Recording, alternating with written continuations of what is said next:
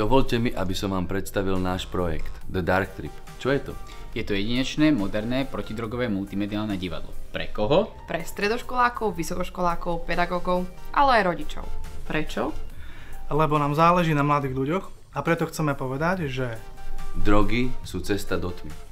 Každý z nás je jedinečný a má v sebe talenty, ktoré môže objaviť, rozvinúť a tak si splniť svoj sen, aby bol šťastný.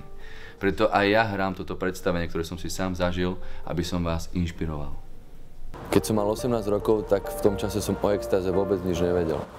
Len zo školy som videl tie videá, keď niekto bol závislý na heroíne a pichal si veci do káblu a to som vedel, že to nikdy nechcem. Že heroín a takéto veci to do seba nedám, ale extáza?